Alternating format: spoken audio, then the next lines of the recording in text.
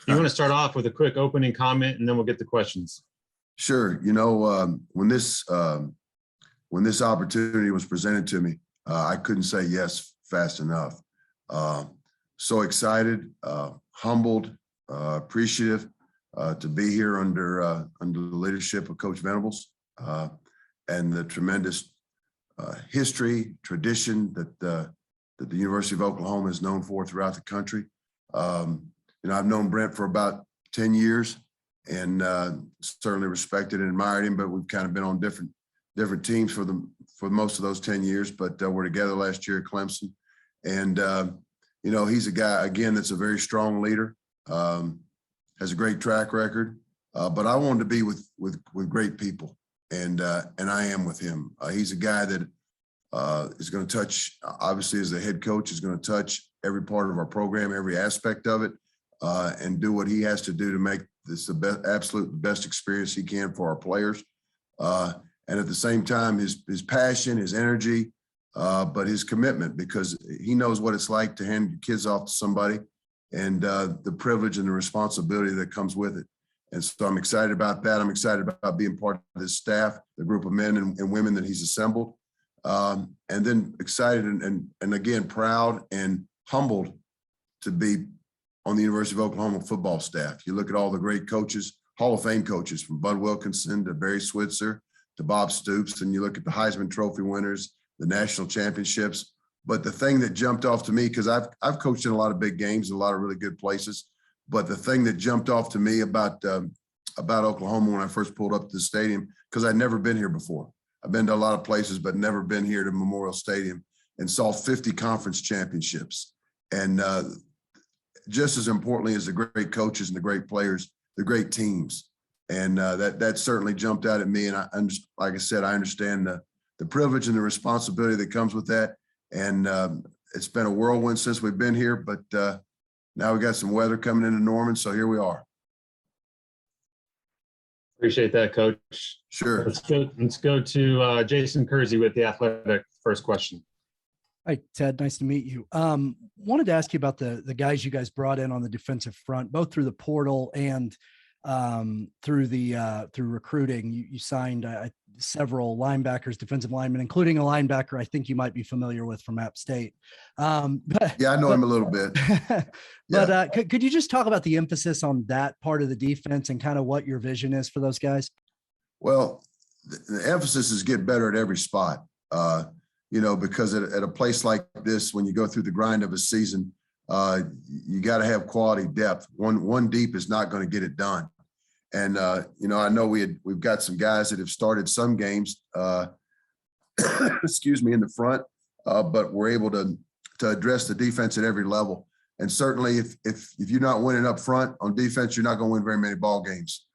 Because if a team if you can't get to the quarterback and you can't stop the run, that's going to be a long day at the office. So, we've got some guys returning that we're really excited about, and at the same time needed to add depth there. And, we did between the portal and obviously the high school. We signed, 4 interior guys, or a couple defensive ends, and, 4 linebackers. So we've addressed it at every level, and there's opportunities. And at the same time, really like what we've got here that we're already on the roster. So I think it'll be a good blend. And, like I said, we haven't been around the players as much as we would have liked because of recruiting, but started back this week to be here and be in Norman, be with them. And, they're working hard and excited about learning and growing and getting better. And that's our job, to help them do that. Thanks a lot, Ted. Sure. Ryan Aber with the Oklahoman. Yeah, Ted, good to meet you. Good talking to you. Wanted to ask you about a couple of the other guys that came from Clemson on the staff, Miguel and Todd. What to you stands out about each of those guys, and also the way that they've handled things so far here being in Norman? Well, number one with both of them is the quality of man. They're both fantastic people that are great husbands, great fathers, and then seeing them work, great teachers. That's a big part of what we do. But great role models. So just the quality of the men that they are, but also the passion they bring to their jobs.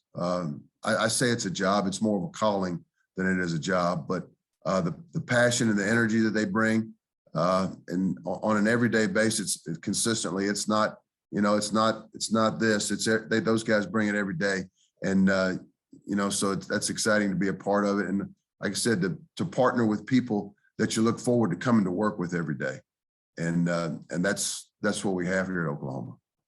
And I'm sorry, what was the second part of your question?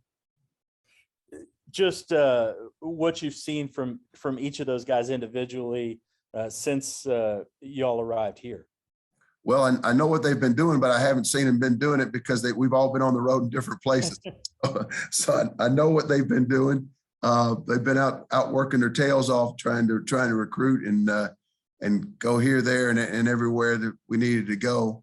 Because like I said, you know, with the timing of everything, you hit the ground running, and then you know, with the transfers, the portals, the grad transfers, finishing up the 22 class, starting on the 23 class and the 24 class. You know, there were a lot of balls in the air that we were juggling at one time, but both of those guys just hit the ground running, put their nose down, and went to work. Hey, I really appreciate it, Ted. Good to meet you. Sure. Eric Bailey, Tulsa World. Ted, like everyone said, it's good to meet you, man. Wanted to ask you, last year when you got to Clemson, what stood out the most when you saw Brent's style of coaching, what he's like on a practice day, what he's like on a game day? What stood out the most about Brent? How passionate and driven he is, the energy that he brings, and how much he cares about those kids and pours into them, and the staff as well. It was a guy that gave it all he had every day, and that really jumps out. And you know, in this business, I don't know if y'all's business is the same way, but you say you really don't know somebody until you've worked with them and been through the good times, the great times, and then, you know, some of the tough times. And you know, seeing how he led the team through some of the tough times, and kept it in balance, kept guys in check, and also drove them to continue to want to get better, to continue to improve. And you know, that's some of the things that jumped out at me about Brent. Coach, I appreciate it. You have a good week. Okay. Certainly. Okay, let's go to James Hale. Ted, nice meeting you, and look forward to working with you. Brent, when he was here before, we know what he ran then, and then we watched him at Clemson. He looked like he got a lot more multiple. What are you guys planning on doing from a philosophy standpoint? And, you know, when you talked about the guys you brought in, it's obvious in the front seven, how many guys you signed, that's going to be incredibly important to you. It looks like that you can be multiple up front. Yeah, the number one word is aggressive and attack. I guess those are two words, aggressive and attack. And no matter what we're doing to do that, above all else, excuse me, then be multiple. You said the right word, extremely multiple, where, you know, you can get into some 3-down structures, obviously 4-down structure, some 5-down structure, and, you know, to continue on the attack, some, you know, simulated blitzes, things of that nature. So you want to change the picture for the quarterback. Obviously, you've got to have the ability to stop the run, but, you know, the multiplicity of being able to change the picture for the quarterback and attack at the same time. And it gets into conceptual learning, where a lot of times you want to be able to teach guys in buckets and say, this is same as, where everything is not a new defense to them, where the fundamentals and the techniques of that particular defense are just like they are for another one. So you're not teaching, every defense is not a new call. It's just a technique bucket that they've got to get in and master, which then there can be comfort and confidence in that, because they know they've mastered the techniques it takes to execute that particular assignment in that particular defense. But again, attack in everything we do, regardless of what the structure looks like. That's what we hang around. Because if you look at college football for the last 10 years, the amount of sacks and TFLs, it's not even close. Clemson has led the country in both of those categories in the last 10 years by a long stretch. And that's a combination of a lot of things, but certainly the mindset and the philosophy of the defense, excuse me, that Coach Venables instilled, and then players that are willing to do it, and then players that have ability that can execute that as well. So it's a combination of a lot of things, but it starts with a mentality. That's great stuff. Thank you. Yes, sir. Brandon Drum, OU Insider.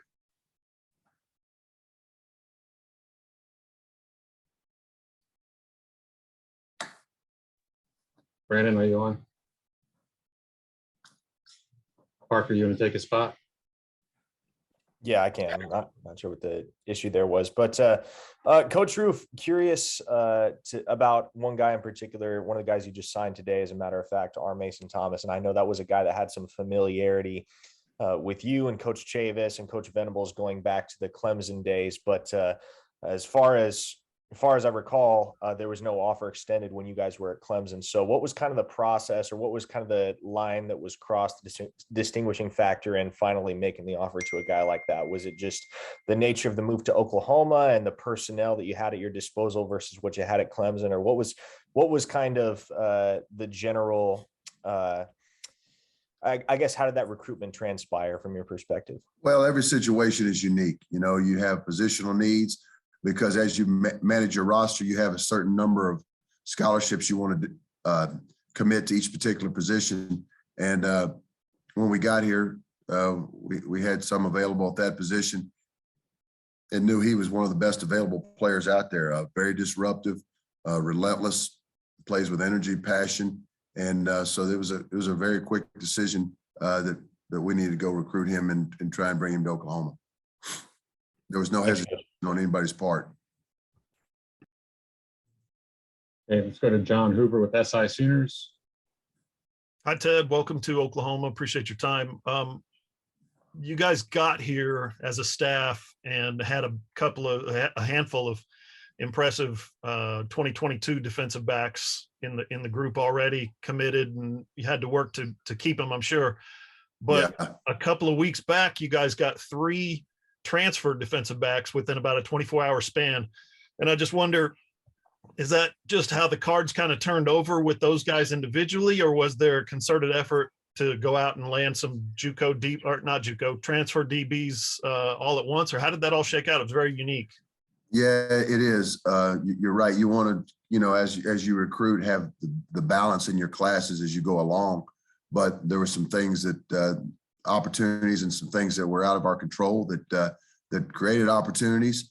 And when they came, then we had to have first of all players that fit Oklahoma from a skill standpoint, from a character standpoint, from just a fit. Because the longer that I'm in it, the more I believe it's about getting players that fit where you are, whether from a mentality standpoint, obviously from an ability standpoint, but from a work ethic standpoint, all those things where a guy has to fit, because we're a blue collar program. And you got to work to be successful here. If you're going to be in this program, be part of it, you're going to have to work, you're going to have to put in the work, and you're going to have to grind. So getting the right type of young man in here was critical. But things had popped up of where we knew some guys, and I'd recruited a couple of those kids before, so there was some opportunity there, some familiarity, and it worked out. But we don't recruit as individuals; we recruit as a staff, and it's from the head coach to the assistants to support staff. When people come here on campus, we recruit as a staff. So it's a staff assignment, not a particular coach assignment. Appreciate it, Ted. Thank you. Sure. Yeah. Hey, Coach, looks like we've got 4 more here. Then we'll get you out of here. Jenny Carlson, the Oklahoman. Good luck on those roads, Coach. I'm glad I'm home. Good for you. Well, the good news is right now I'm not very far from here, so I got about a 600-yard drive, and if that doesn't work out, I've got a 600-yard walk. And I like the sound of that. I actually have 2 questions for you, sort of related. A couple of recruits, and I think even some family members have commented who've been in to see you guys on official visits about the vibe around the program and how great it is. I'm wondering, and you don't have to compare it to what you've experienced before elsewhere, and I know you weren't a part of the staff before. I'm just curious how you would describe the vibe when recruits and their families come in. And then secondly, I'm wondering if you could talk a little bit about the Sooner alums. I mean, obviously Brent has a track record with OU, but then you've got so many guys, full assistants, support staff, now this sole team of past winners that are a part of things. Wondering how that's factoring into things as well. Okay. Well, the number one word I would use is authentic. I'd use that's the number one word I would use to kind of describe the vibe, and then connected. I think it's authentic. I think it's connectivity, and it's open. We are what we are. We're proud of who we are. We're proud of what we represent, and we know that the opportunities here for the young men that they're going to come here are going to be fantastic, as good or better than anywhere in the country from on every aspect. So from that standpoint, it was an authentic and a connected vibe, I guess, would be the two words that I would use first, Jenny. And then the second part, what was your second question? Just those past Sooner players that are on staff and all sorts of different roles. Oh, now, wow. how they're playing it. Yeah. Oh, that's fantastic. Guys that have been through here that have had so much pride and have sweat equity. And then you talk about the Soul Mission. What a unique program that and part of our program that is, and how important and critical that it is as well. So you've got guys that have been here and been through here, understand this place, and again have tremendous pride because of the sweat equity that they've put in this place, and what the excellence that the University of Oklahoma represents. Thanks, Ted. Sure. Garen Emig with Tulsa World. Ted, if you don't mind, I'm going to steal sweat equity to describe the journalism industry. That'd be all right with you? Go for it. It's free right now. Get it. Get all you can get. By way of introduction, I'm curious. I was scanning your bio before you came on, and just to see if I missed a connection you had in the past with the university, with OU, and it didn't look like your career took you even close necessarily to this state. But is there any chance you've had either an opportunity to pass by or meet Barry Switzer or any of the Stoops brothers, or some former Heisman winner that connects you to the program, besides the fact that you're coaching at the program? Well, I had said hello to Coach Switzer and met him probably 8 years ago, and then he's been through here a couple of times. So it's certainly great when he comes around. He's obviously his reputation and what he's accomplished in this at Oklahoma and in his profession speak for itself. And then I've known Coach Stoops for 20 something years since he got to Florida, and we've reconnected, and it's been they've both been great, and actually was friends with are friends with Bud Wilkinson's son, Jay Wilkinson. So I guess if that's what you're looking for, that there's three things right there, but yeah, and just that's it. It covers all three of the pillars, so to speak. So nice to meet you. I appreciate it. Sure. Thanks. Yeah, let's try Brandon Drum again. OU Insider. Hey, Coach. Nice to meet you, first off. You're coaching the linebackers, obviously. Can you talk about the room that you have coming in for the 2022 season, and also touch a little bit on a couple of the guys that you guys signed, as far as Jaron Canat, Kobe McKenzie, and Kip Lewis? Sure. Well, you've got Deshaun and David, two of the older guys there that have played a lot of football. Excuse me. Who are doing a great job leading in the off-season program. And you've got Shane, and you've got Joseph and Danny. And, Danny has some real toughness and some grit. And I love that about him. That's been, that he's shown so far. And with Shane, the athleticism that he has, the speed, and he's got some real ability there, and looking forward to working with those guys. And then they've added some, I guess, a combination of three young guys and an older guy to that room. So all those guys are unique in what they bring. Jaron is he's really mature in his body. His his strength numbers and speed and his measurables are all off the charts for somebody his age from where he is. He's worked really hard to get there. Kobe McKenzie has a really high football IQ that again understands concepts and things of that nature. And then Kip Lewis is got a huge upside, a guy with a lot of ability and a lot of want to. So we're looking forward to developing those three young men, and then TD. You know, he's been around the block a time or two, and so it's a good blend, and excited about all of them and the unique things that they bring to the table. You know, a couple of the grad transfers that we signed were captains at their schools. So, you know, we're putting leaders into our locker room as well from a grad transfer standpoint. So, yeah, excited about it. And I just love coming to work every day and can't wait to get here tomorrow. I hope to do it again. Thanks, Coach. Sure. All right, Coach, we're gonna close with Barry Trammell from the Oklahoman. Barry? Yeah, Ted, you've been coaching a long time. What was it about coming here and trying to revive the OU defensive reputation that appealed to you? This play's been winning games a long time, but the defense has sort of been hit and miss the last decade. Well, you know, like I said, I have so much respect for the coaches and the players that have come through here before where we are right now. And, you know, wherever you go and whatever you do, and you want to make an impact and you want to leave it better than where you found it.